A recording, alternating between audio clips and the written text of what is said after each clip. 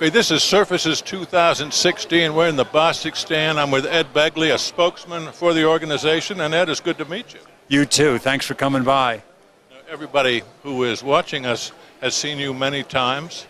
How did you get from TV and movies into floor covering?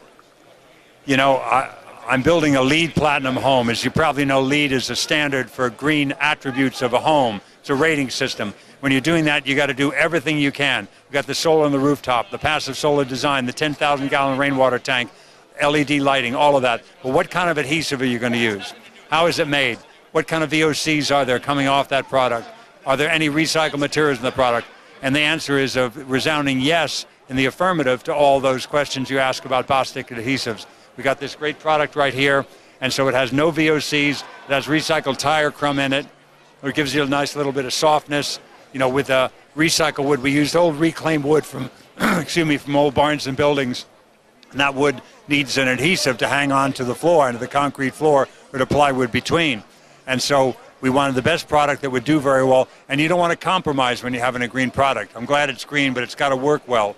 It's a great adhesive. It works well and has all these green attributes. And you're here because you believe in the product and believe in the idea, and you're not being paid for it. No, I'm not being paid to be here. I'm here because I'm a fan of Bostik and what they're doing, and I'm using the product in my house and very, very happy with it. I was very impressed by the way it applied, the ease in applying it, and the way that you get sound deadening properties by it too because of that rubber crumb and what have you. It's a great product in every sense of the word. Now, building this LEED Platinum home, was that easier or harder than you thought it was going to be? It was a little extra work, but a lot of people look at just the cost of their home as in the cost of the building. You know, what's it going to cost? What's my return on investment? That's like looking at an iceberg out there in the Atlantic, that little piece that's above the water, just looking at that. There's a huge chunk of ice below the waterline. That's the cost of running that home, that office building, that commercial building, that residential building. So if you're looking into things in the long run, which is what I always do, I try to look at things long term. You want to have a house that's cheap to run. And this house is going to be very inexpensive because of all the solar, because of all the green products like this that I put into it, the lighting, the heating and air units, everything that we did is going to make it a very energy efficient and cost-effective way to live.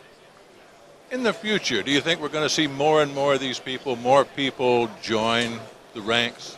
I think so, because people ultimately want to save a buck. When most people realize we're all in it for the long run. You want a habitable planet for your kids and grandkids. You want them to have low energy bills going down the line as if you give them your house, after you're gone. You want them to have, the ability to live a healthy, productive life. So that's what I try to do. I try to look forward to future generations, and I think that's the way to build and that's the way to live. How did you get involved with environmentalism? You're a well-known environmentalist. How did you get involved in that in the first place? It happened because of Earth Day in 1970. At that point, I'd lived 2 decades, 20 years in smoggy LA. So when they started talking about, we're going to clean up the air, we're going to clean up the water, I went, sign me up. I'd seen the dirty Santa Monica Bay out there and, the LA area. I'd breathed that horrible air for 20 years. I went, clean up the air, sign me up, I'm going to do everything you say. I started recycling, I started riding my bike for transportation, taking public transportation. I even bought a 1970 electric car. And I realized right away that was a good investment too, because it was cheaper to plug it into the wall and pay for that electricity than it was to buy that same equivalent gasoline. And so I liked all that green stuff because it was helping with the other green stuff in my right-hand pocket, which is money. I didn't even know there was an electric car in 1970. Henry Ford's wife actually even drove an electric car. It was Baker Electric, so they were around for a long time. I didn't have a fancy collector's item car like that, like my friend Jay Leno. I bought a Taylor-done electric car. They still make electric cars to this day. When I say electric car, I'm being quite grand. We're talking about a golf cart with a windshield wiper and a horn. But it had a California license plate, and I drove it around, and it was a very cost-effective car to drive. So I went, this green stuff is good. It's saving me money.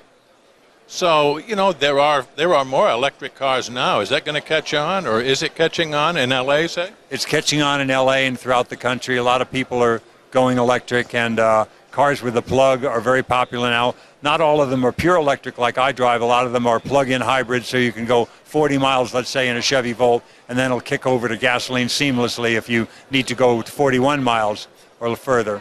So plug-in electrics are very popular. Pure electrics are very popular. There's a lot of hybrids out there like the Prius too that have no plug, but plug-in hybrids, cars with a plug of every sort, are going to become more and more popular.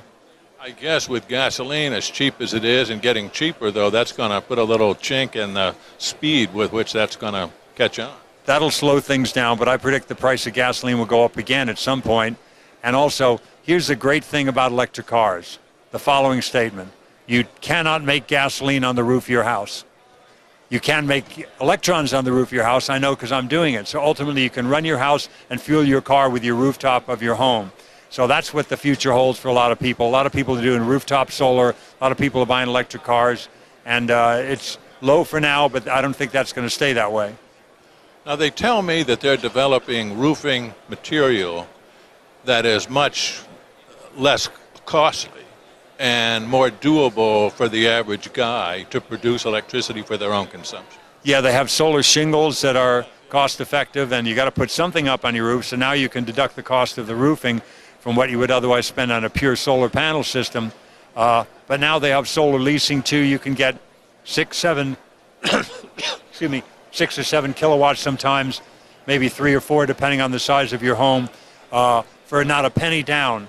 You know, they own the panels and you pay them, let's say, $70 a month for that solar lease, but you're saving $90 a month, so you're putting $20 in your pocket every month.